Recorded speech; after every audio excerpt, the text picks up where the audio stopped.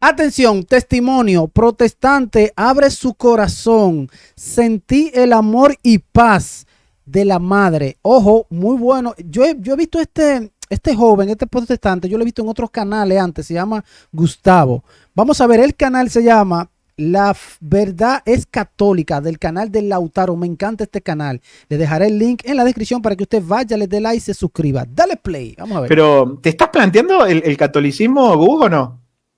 Ojo. Hace mucho.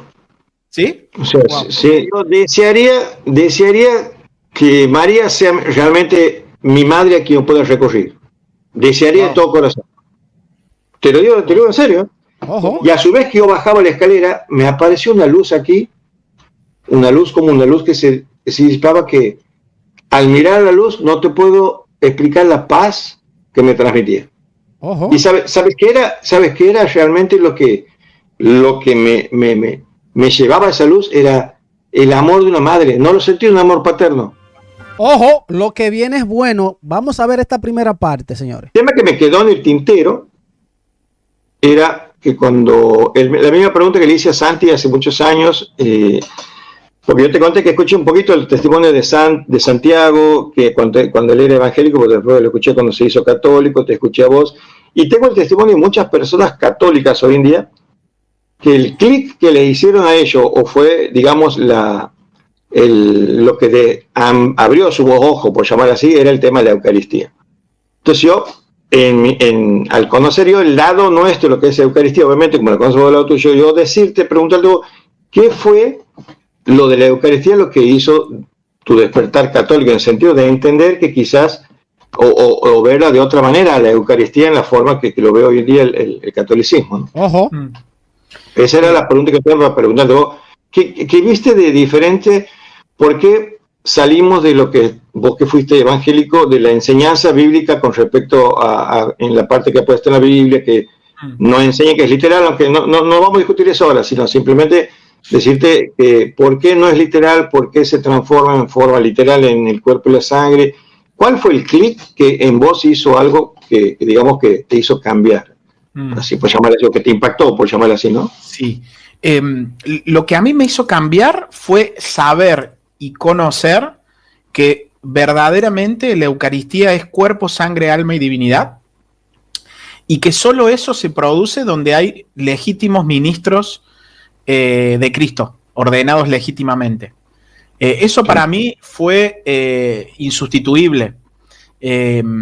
Para mí, todo lo que yo he visto obrar a Dios en mi comunidad evangélica, con mis hermanos, los milagros, como vos decís, las situaciones donde Dios va obrando en lo íntimo de cada persona, lo que Dios va transformando la vida de las personas, las restauraciones de matrimonios, ver a Dios cómo sacaba a jóvenes de las drogas, de situaciones bien oscuras, mujeres con vida de mucha necesidad, como Dios va restaurando. Todo eso que yo lo viví en mis comunidades no se comparan con la realidad de la Eucaristía, ¿no?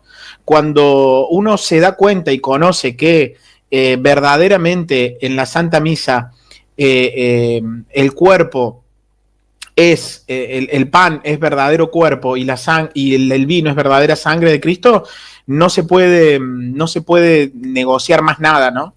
Porque que Dios obre verdaderamente en comunidades evangélicas y protestantes, no hay dudas de eso.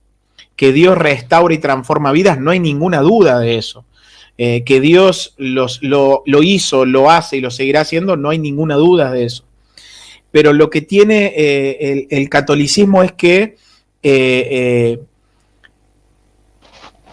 es la plenitud de la fe, la plenitud de las gracias que todo hombre necesita para alcanzar la salvación, ¿no? Final. Pero para mí la Eucaristía fue nuclear, fue central. Todo lo demás va a quedar en un segundo plano. Entonces, cuando yo descubrí esa realidad que se puede comprobar con las Escrituras, para mí se terminó la discusión. Se terminó la discusión cuando dije, bueno, ya está, me doy.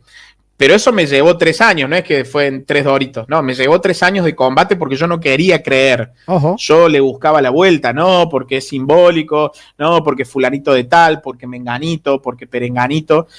Sin embargo, cuando fui a la historia de la iglesia, me di cuenta que esto era una realidad para todos los primeros cristianos, una realidad que era indiscutible.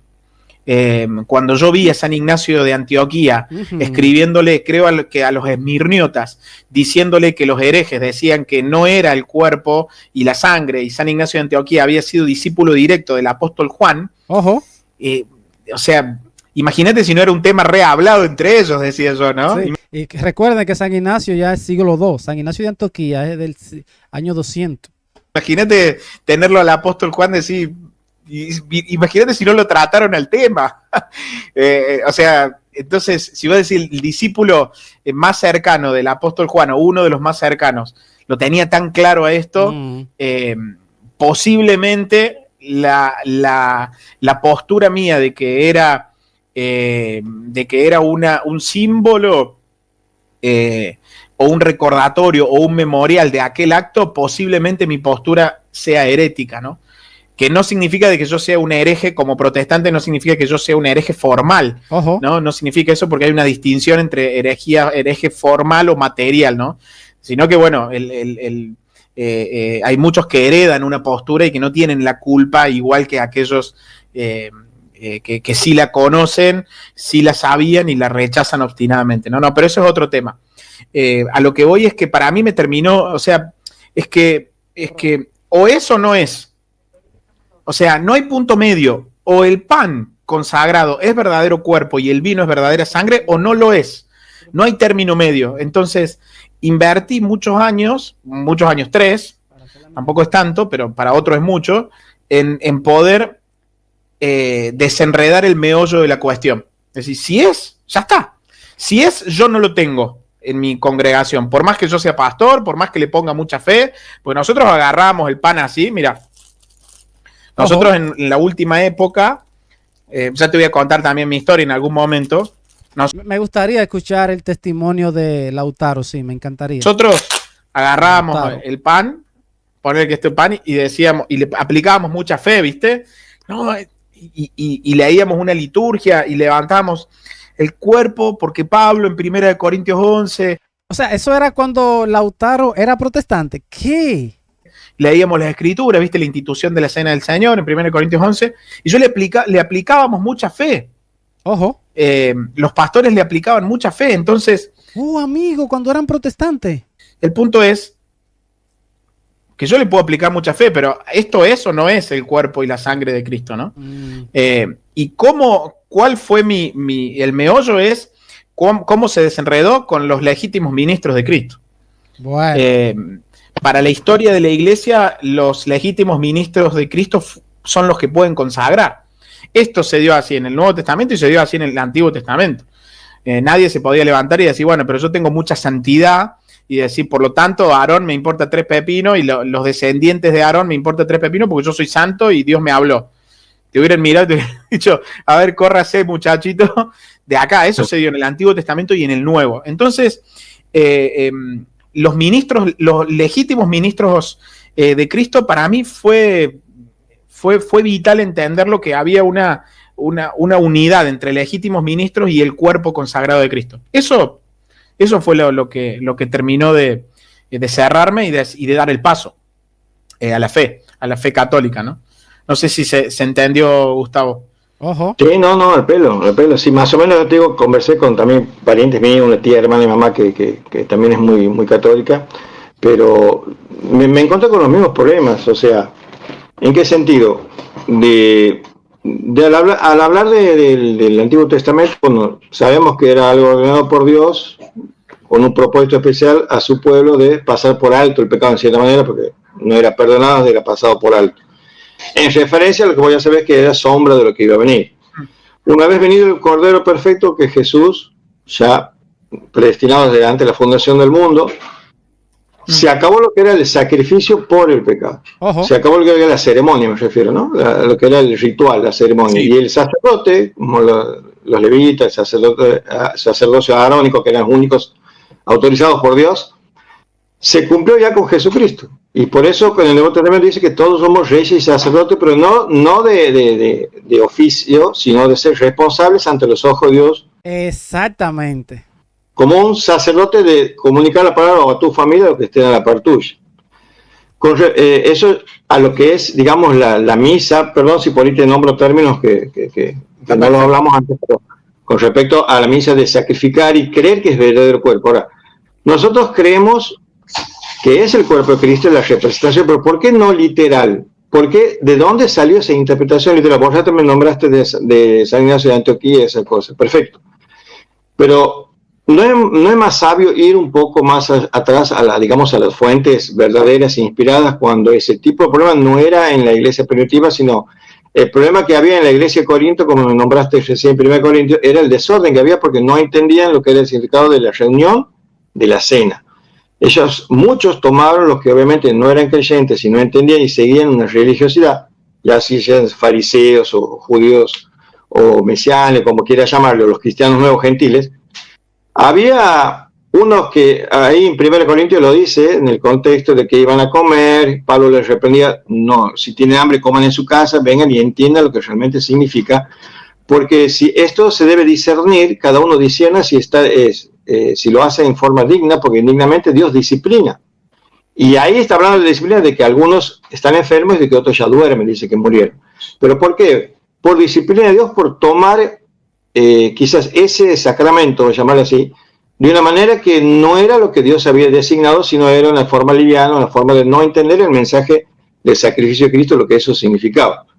Por eso yo lo que pregunto es, ¿por qué salió la idea, de dónde surgió la idea, y no es del primer siglo seguro, de que era verdaderamente el cuerpo y sangre que se convierte en el cuerpo y la sangre, y llevando toda una salvación de gracia a un ritual de dependencia de un pan y un vino, que el vino muchas veces veo que en la iglesia católica no lo dan la copa tampoco, pero no importa, no es el... Los catecúmenos sí, en lo que es el camino neutocatecumenal, da sí las dos especies, da el pan y el vino, el cuerpo y la sangre.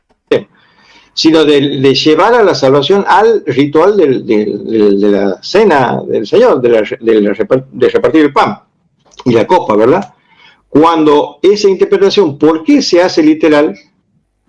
Contradiciendo, de acuerdo a lo que estudiamos, la interpretación para todos esos textos que habla en Juan, de que cuando Jesús mismo dice, ¿te acuerdas que yo soy la vid verdadera, el camino, soy la luz del mundo y esas cosas? ¿Por qué en esas cosas no se lo toma literal?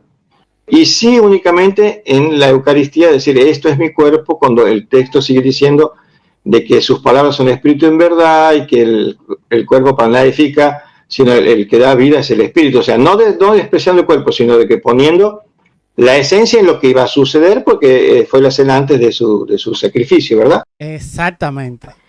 ¿Por qué sale la idea de lo sobrenatural sobre el pan y después llevarlo a una exclusividad para la salvación? Cuando la salvación sabemos que es gracias al sacrificio, que es por gracia, que no se puede pagar, que no es los métodos de gracia que el nombre del catecismo tampoco lo vamos a decir, sino esa es la pregunta, ¿por qué se lleva a la literalidad? ¿Por qué? Porque también si tomamos literal, ¿te acuerdas? Hacemos la diferencia entre lo ilustrativo y lo literal. Cuando Jesús en la cruz le dijo a Juan, ahí tu mamá, tu madre, y a María le dijo mujer, y ahí tu hijo. Si hacemos una exégesis normal, sabemos que no es literal, porque Juan no era hijo de María. Si dijéramos que es literal, el catolicismo te va a apedrear porque te va a decir que María no tuvo más hijos. Pero ¿me entendés lo que te quería decir? La interpretación, sí. ¿Por qué en unos casos es literal? Y en este caso especial, la Eucaristía y todo lo que arrastra la Eucaristía por atrás, y todo lo que se dice de comer su cuerpo, que para mí se confunde que el comer, que habla de la íntima comunión con Dios, el degustar, no me acuerdo cómo es la palabra clave ahí ¿has visto la vaca cuando mastica, que está varias veces en la digestión? Entendiendo lo que el sacrificio costó y la íntima comunión que significa de compartir el pan y ser partícipes de su sacrificio en la fe. A eso me refería yo. No sé si se me entendió o quedaba algo. Se entiende perfecto. Lo que pasa, Gus, es que lógicamente vos tenés un problema que se llama sola escritura. Ojo, el problema de la sola escritura. Bueno. Vos tenés ese problema que no lo tenés vos como persona, digamos, pero estás, que yo también lo estaba, preso sobre una doctrina que se llama sola escritura, que no se puede sostener. Ojo. Que no se puede sostener bíblicamente. Bíblicamente no se puede sostener la sola escritura. Tenés principios donde dice que la escritura es útil para redarguir, para exhortar, los tenés. Pero el problema es el chip de la sola escritura con el cual hemos sido sembrados y hemos sembrado a otros. Bueno. Eso como punto número 1. Después vos decías al principio, ¿por qué no ir a lo inspirado en vez de ir a San Ignacio? Es que lo que pasa que no sería lo uno o lo otro, no sería dejo de ir a lo inspirado y me quedo con lo de San Ignacio como que fuera un plan B donde San Ignacio va a contradecir a lo inspirado. No. Lo que San Ignacio, como ejemplo, entre otros que hay a los primeros siglos y después, lo que San Ignacio y demás van a darnos lo que se llama la sagrada tradición, van a darnos a través de ellos una correcta interpretación de estos textos.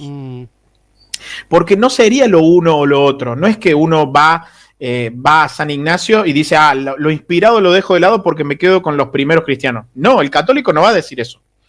Pero lo que va a decir el católico es, bueno, voy a prestarle atención a la tradición entre ellos, o sea, la tradición no viene en el aire, la tradición la contiene la iglesia a través de los obispos. Voy a prestarle atención a estos obispos que se puede comprobar que han estado muy unidos a aquellos apóstoles que recibieron el mensaje apostólico. Voy a tratar de escucharlos para poder al menos comprender qué creían ellos. Exacto, ese es el punto, porque si eso primero, los padres de la iglesia fueron discípulos de los discípulos, todos tienen que estar con la misma doctrina, y eso es lo que pasa. O por lo menos en lo que es el cuerpo y la sangre de Cristo, ahí están todos a unánime. De las escrituras, de lo inspirado. No es que se opongan, no es que piensen distinto, sino que te van a dar al menos su interpretación. O sea, partiendo de la base, te van a dar al menos su interpretación de lo escrito. Entonces ahí tenemos dos posturas diferentes. Tenemos una postura de los primeros cristianos que reconocían que era cuerpo, sangre, alma y divinidad, y tenemos la mía, modelo protestante, la de Lautaro en 2025. Hay dos posturas que se contraponen. Uno va a decir sí, es, y otro va a decir no es. Ellos van a decir sí es y yo voy a decir no es. Bueno, acá tenemos dos posturas opuestas. La mía va a decir... Ahí también chocamos en eso. O sea, sí. ¿Cómo cómo determina la Iglesia Católica que lo enseñado, así se hacen los padres de la Iglesia, cómo sabe vos que es cierto? ¿Cómo lo puedes comprobar? Bueno, a través de las tradiciones, esa cosa, pero ¿qué pasa cuando una enseñanza o una tradición no está en los primeros cristianos? Ese es el problema. Por ejemplo, ¿cuál sería? Por ejemplo, la Eucaristía.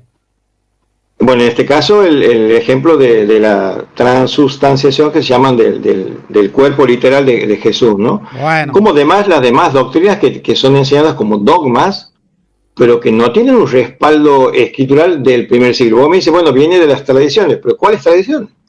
Si esas tradiciones acaso no fueron puestas en la sola escritura, no fueron que Dios se encargó de que esté todo lo necesario, si no diríamos que la Biblia es incompleta, o quizás diríamos que no es suficiente para tener que agregarle una interpretación de una supuesta iglesia que sigue enseñanzas de la que la primera iglesia no enseñó nunca. Ahí se arma el choque. Porque sacarlo a San Ignacio, pero vos suponete, yo le decía a Santi el otro día, que está pelado ahora. Santi se parece a Toretto. Suponete que vos seas Lautaro, vos seas el apóstol Pablo, suponete. Estoy cerca de serlo. No. O suponete que seas Juan en la isla de Patmos y que vas a morir de viejito ahí encerrado. Y yo soy San Ignacio, que te sigo a vos, que me crecí a tus pies, que a todas tus enseñanzas practicamos un montón de cosas. ¿Te parecería confiable de que yo, siendo un fiel alumno tuyo, pueda enseñar algo que vos nunca lo trataste, nunca lo escribiste, nunca lo dijiste. Es más, y yo, ¿cómo va a ser cierto? Y digo, no, pero yo lo hablé con Juan. ¿De dónde yo puedo apoyar mi postura? ¿Qué autoridad tengo yo? Creíble, porque yo tranquilamente podría decir cualquier cosa y cometer errores, pero cuando uno se encuentra ante esa situación entre lo verdaderamente inspirado, que está registrado, sin errores, y las demás convenciones, concilios, o como vos quieras llamarle, que se salen de lo escrito y son tradiciones que no están en ningún lado. Te hablo de la iglesia primitiva. Por eso yo no digo, no es que hoy protestante dice, che, pero eso está mal. No.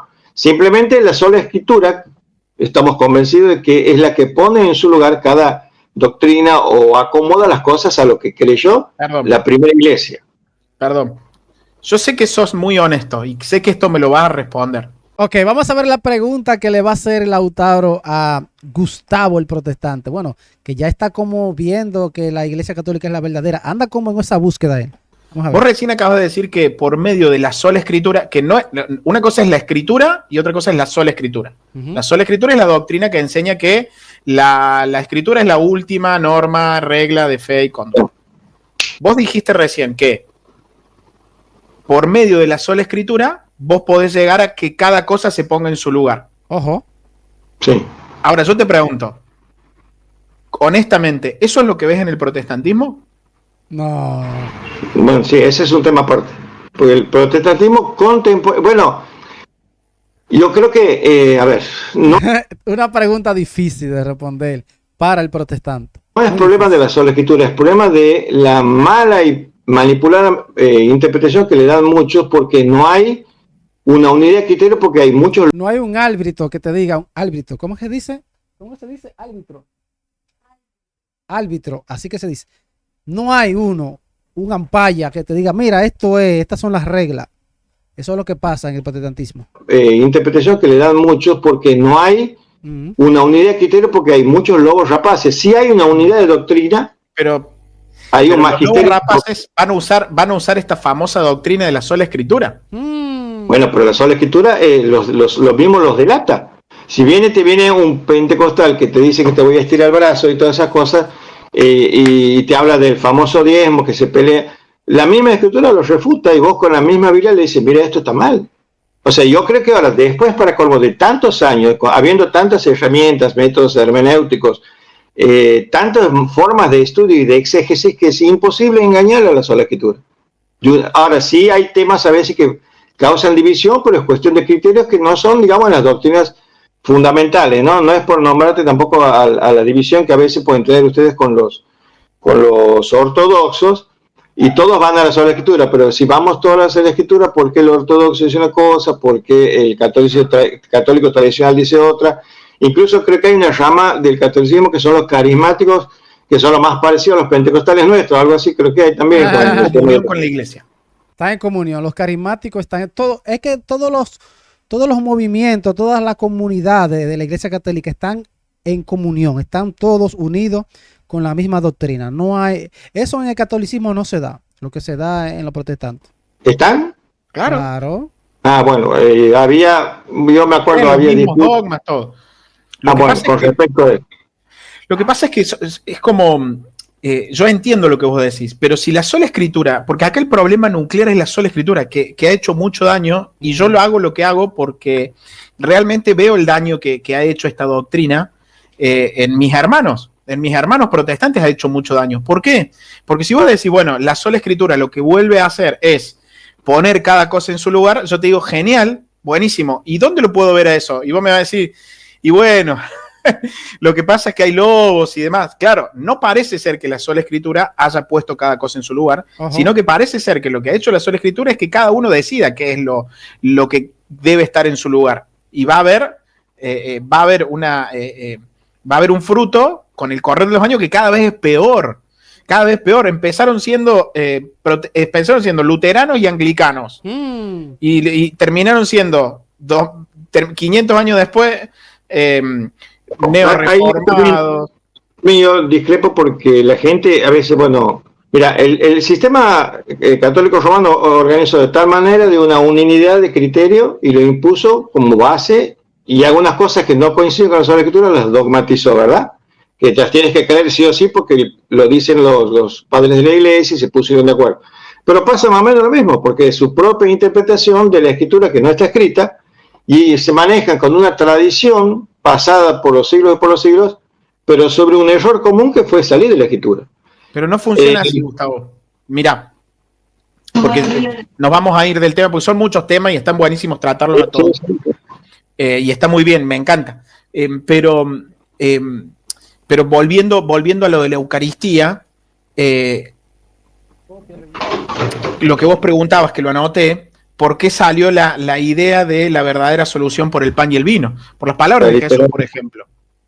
Las palabras de Jesús dijo: el que no come mi carne y bebe mi sangre no tiene vida eterna. Lo dice literal. Ahora. ¿Pero eso es literal? ¿La interpretación es literal? Y bueno, literal. Ahí está el punto. Ese es el punto. La pregunta es: hay dos posibilidades. ¿Es literal o no es literal?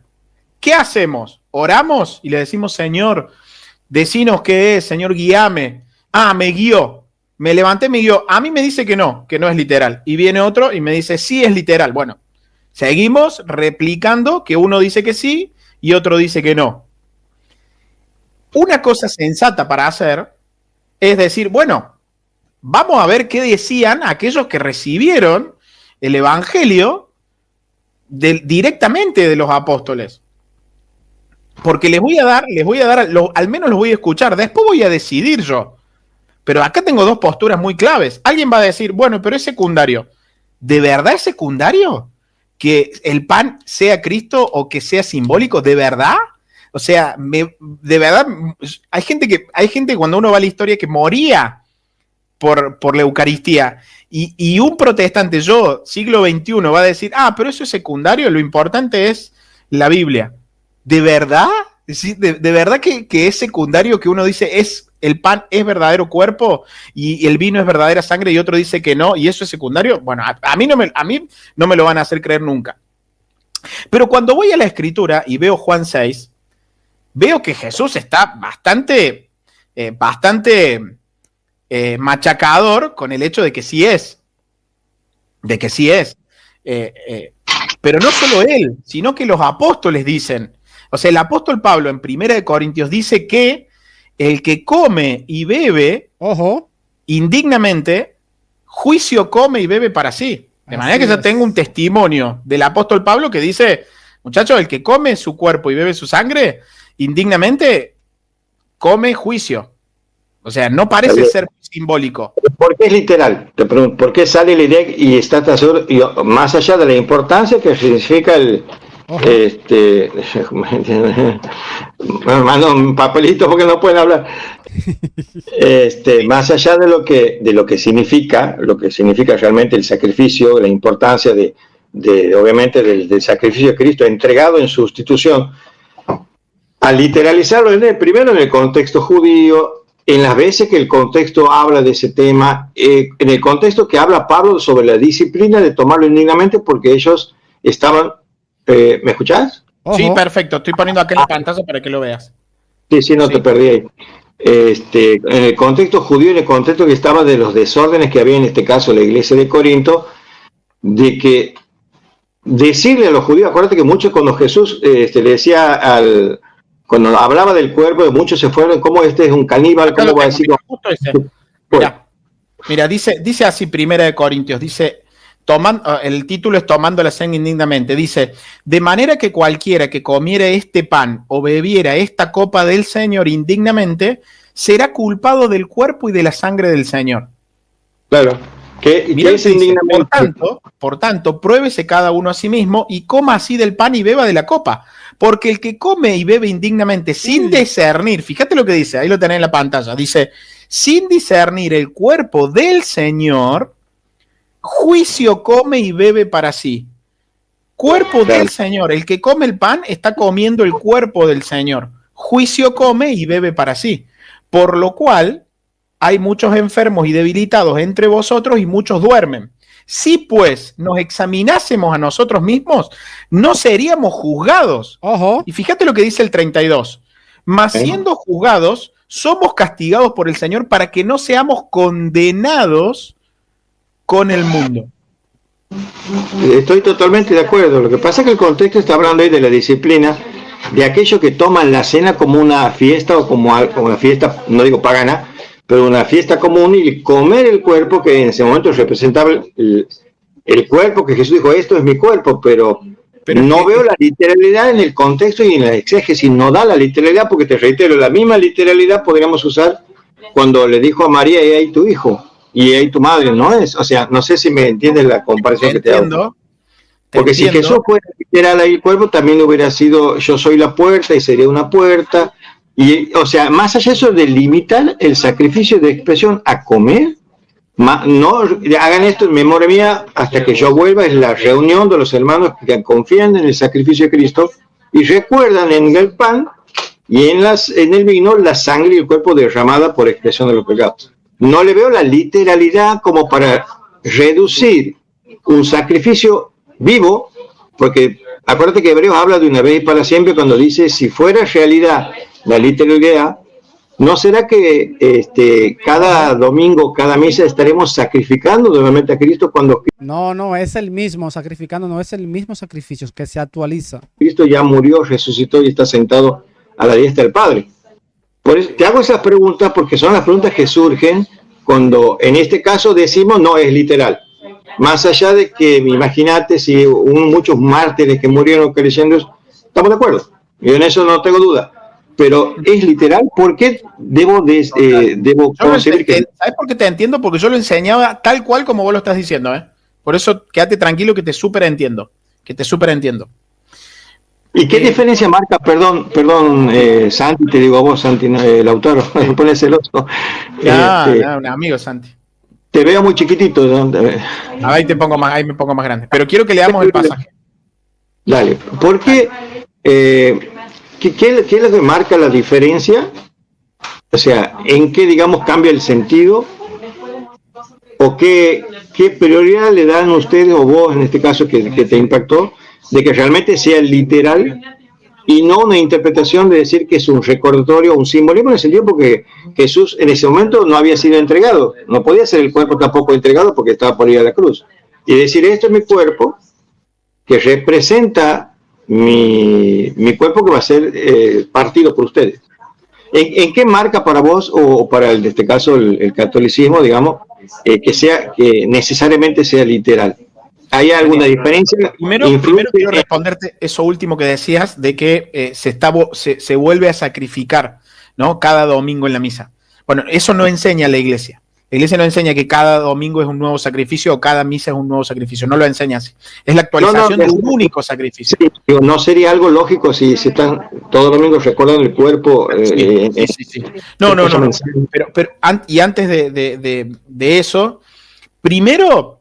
tenés que tener en cuenta algo que es muy, muy importante. ¿Cómo sé que es literal? Bueno, primero te voy a dar algunos indicios. Durante 1500 años, hasta la Reforma Protestante, se creyó eso. Ojo. Indicio número 1. Es un indicio. Indicio número 1. Si hay algo en lo que la iglesia creía era que el cuerpo, el pan y el vino eran cuerpo y sangre, alma y divinidad de Jesucristo. Exacto, en el año 100, 200, 300, 400, siempre se ha creído eso. 1500 después. Ahí da, 1500 años después, escuchen lo que sucede. Con Lutero y sus amigos, la cuestión se empieza a transformar y, bueno, Lutero creía que era verdad. Como era cuerpo, sangre, alma y divinidad. Es cierto. Bueno, pero Lutero era un monje católico, claro, seguro. Tenés 1500 años donde la iglesia creyó lo mismo. Es decir, bueno, primero la pregunta es, en vez de por qué sí, la pregunta sería ¿por qué no?